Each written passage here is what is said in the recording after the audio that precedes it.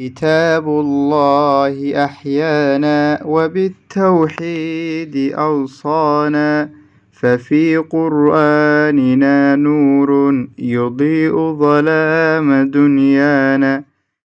الحمد لله رب العالمين، والصلاة والسلام على نبينا محمد وعلى آله وأصحابه ومن تبعهم بإحسان إلى يوم الدين. وعشركي بقول إيا سقاشنات iyo qaybtii afaraad ee su'aalaha iyo jawaabaha qayb cusub aynu bilaabaynaa insha allah, taasoo ku saabsan maadaama aynu kasoo warrana nafaqadii ubadka waxaynu eegi doonaa su-aalo kooban iska weydiin doonaa hadda hurdada ubadka, macnaha waxaa la yidhahdaa ilmaha intee saacadood buu seexanayaa iyo qaacidooyinka muhimka u ah, iyo sidoo kale hooyada iyada ilmaha nuujinaysa iyo hurdadiisa, iyo markaa maxay ilmuhu meesha uu seexanayo, waxyaabahaasina waa maxay iyo ayaynu markaa eegi doonaa. marka qaybta ugu muhiimsan waxa weeye bal hadda saacadaha inagoo ku fiirinayna marka age kasta uu marayo inta saacadood u baahan yahay. marka qolyaha American Academy of Sleep Medicine ka yiraahdo ayaa waxay markaa soo saareen oo ay yiraahdeen macnaha ilmuhu way kala duwan yihiin carruurtu marka hurdada ay seexanayaan. qaar baa laga yaabaa inay wax badan seexdaan, qaar baa laga yaabaa maxay in yar seexdaan, marka way kala duwan tahay. marka iyagoo fiirinaya 24 saacadood habeenkii iyo maalintii iyo naabiska yar la raba inay qaataan waqtiyada caadiga ah marka la isku wada daro ayaa waxay yiraahdeen markay ubadku yihiin bay dhaheen infantiska markay yihiin markuu 4 bilood ilaa 12 bilood uu dhaxeeyo, waxay dhaheen wuxuu u baahan yahay 12 saacadood ilaa 16 saacadood inta u dhaxaysa. waxay dhaheen markuu toddleriska yahay oo 1 sano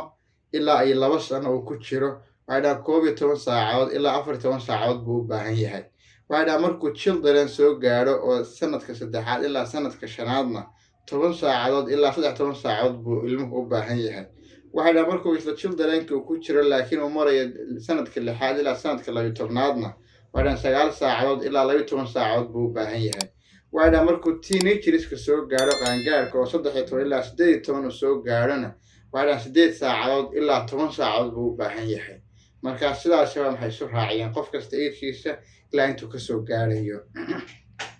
marka hadda waxaa jira kusoo dhawaanayna qaacidooyin marka qawaacidda marka la isticmaalayo marka schedule-ka ama ubadka markay hurdada ay noqoto si waalidka waxyaaba looga baahan yahay. kow waxa looga baahan yahay baa la yiraahdaa horta marka ubadka la seexinayo, waayo si hadda aan cuntada kasoo hadlayno cuntada ku adkaato ama ay diidaan ama dhibaatooyin badan ay kala kulmaan weli markay aad u siyaar yihiin oo kale. marka qaacidooyinkan baa la sameynayaa. kow waxa ka mid ah baa la yiraahdaa horta in meesha ubadku ay seexanayaan ama xilliga ay seexanayaan waxaasoo dhan ay ximana waqti nashaada la helo. waqti nashaada maxaa laga wadaa? waxaa la rabaa inuu jirkiisa aad u nadiifisid, marihiisa ay nadiif u yihiin, meeshuu seexanaya markaa maxay ay nadiif tahay. macnaha sleep schedule baa jira waxyaada, macnaha in hurdadaba schedule marka ay leedahay oo marka ilmaha la seexanayo maxaa loo baahan yahay, maxaa la qabanaya, waan sariirtii ama meesha seexanaya la iskaga tuurin. markaa ta kale waxa la yiraahdaa iyadana weliba waxa looga baahan yahay baa waalidku intay yar yihiin ubadka in lagu bilaabo markaa baa la yiraahdaa arrinta markuu soo dhasho kadib in waxa la yiraahdaa system fiican loo fadhiisiyo ayaa waxa la markaa fiican. marka oo inta badan qofku aad arkaysaa qofka laga yaabo inuu mataqaanaa noloshiisa caadiga system u sameeyo, hadduu mataqaanaa guri dhisay laga yaabo inuu guriga system fiican u sameeyo, hadduu alaab soo iibsay laga yaabo inuu qorsheeyo. laga ilmihiisii sleep schedule bayaan lahayn marka xilligu seexan lahaa, xilligu seexanaya, muxuu ku seexanaya, mariyaha maxaasan loo baahan yahay. ta kale waxa la yiraahdaa markay aad u siyaar yihiin waxa fiican baa la in madaxooda marka waxa kor loo yar qaado si marka waa maxay macnaha cuntadii caloosha waxa markaa waxa la aniga maxay uga soo noqon. marka madaxooda waxa kor loo qaadaya ama sariirtooda kor loogu qaado ama madaxa marka maxay marka waxa loo geliyo. ta kale iyadana waxa muhiimka la yiraahdaa qodobka 3aad oo qaacidooyinka ama kamid ah la raacayo wax kasto ubadka ka naxinaya ama wax kasto dhibaato u keenay inta uu hurdo in laga ilaaliyo. waxa laga yaabo ubadka qaar in haddii la sheekeynayo, haddii wax la dhageysanayo, haddii la qaylinayo, haddii waxba dhiin baa laga yaabaa. laakiin waxa la yiraahdaa waxa macnaha faj'ada ah, waxa macnaha kidiska ku ah hal mar wax dhacayo oo kale ama hal mar wax qayla ah soo kordhaya, taa waxa la marka waa maxay waa laga ilaalinayaa. marka waxyaabaha ma aragtay saas u dhacaya ama cod ha noqdaan ama shay qaylina waxa noqdaan waa laga ilaalinayaa. marka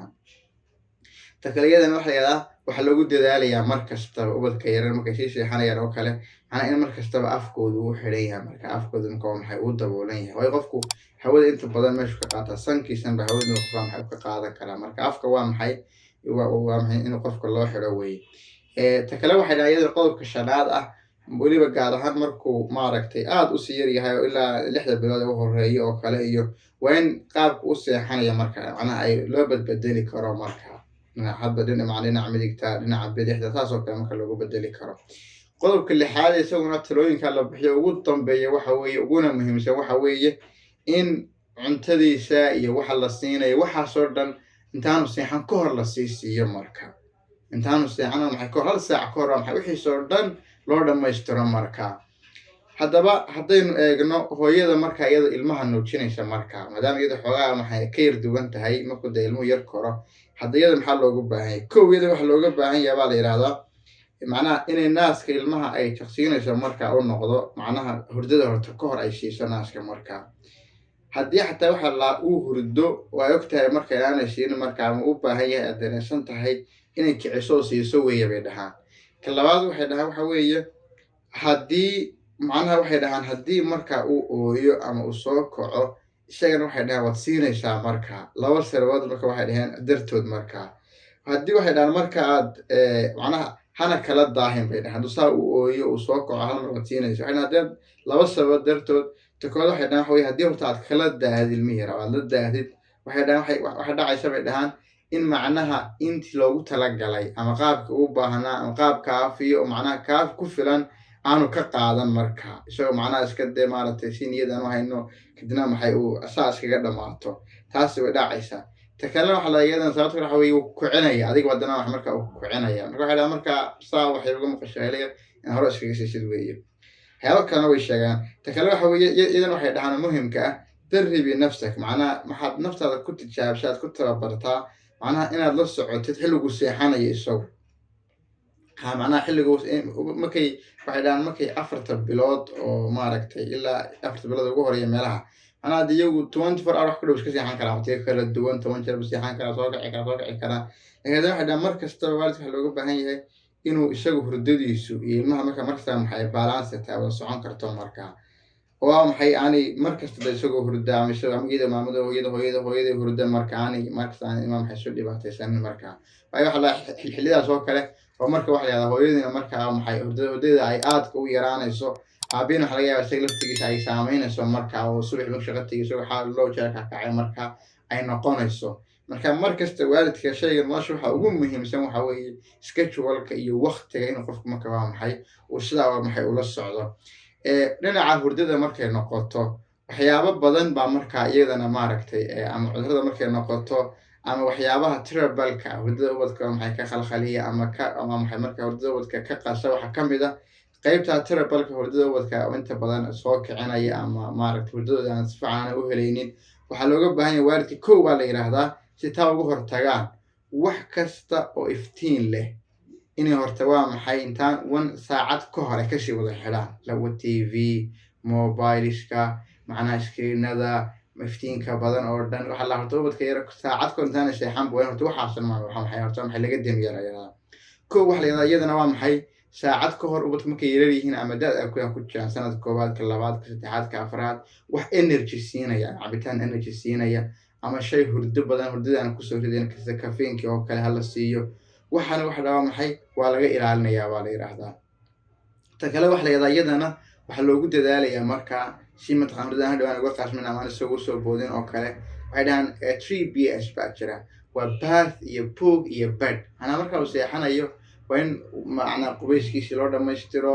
waana sariirtiisa u hagaajisan tahay haddii maartay uu wax yar akhrin karo hadduu daa'iro xoogaa uu jiro wax yar hadduu doon u baahdo inuu wax hadduu bilaabo inuu wax raadiyo ama raadiyo in wax yar akhris la iskaga dhiibaan buug axyaas oo kala marka tribatkaas ay noqotaa marka taasi waa maxay siyaabo looga hortagi karo ubadku in hurdada ka khalkhasho oo kala am trouble ay ka noqoto waxyaabo badan baa jira iyaguna cudurro badan way jiraan oo dhici kara iyadana taana markaad aragtid waxyaabo badan haddii lagu arko baa la yiraahdaa waa maxay haddii ubadkii tusaalahaan dee khubro badan ay jirto tan waxa la habeenkii ama ubad waxa jira layaado sleep walking habeenkii haddii macnaha saxa ay kacayaan iyagoo inta soo kaco qolkiina waxay ku dhex soconaya marka haddana aan is ogeyn marka haddana waxay kusoo noqonaya sariirtii taa laftigeeda marka waa waxyaabaas haddaad aragtid haddii iyadoo neeftii hayso oo kale ama isagoo neef badan soo saaray oo kale ama waxyaaba maxay haddii habeenkii waxyaaba badan uu arko waxyaalo badan buu arkaya waxyaaba badan buu arkaya waxyaaba cudurro yaroo gaar ah jira kuwa iyaga dhakhaatiirta marka waa maxay ayaad marka maxay kala tashanaysaa markaad la eegeysaa laakiin inaga muslim ahaan dee mar kastaba adkaartaadii iyo qur-aankaagii wax sida lagu diyaarinaa adkaarta kusoo akhriyay baad samaynaysaa marka intaasaan ku jirnaa wallahu subxaanahu watacaala aclaa wa aclam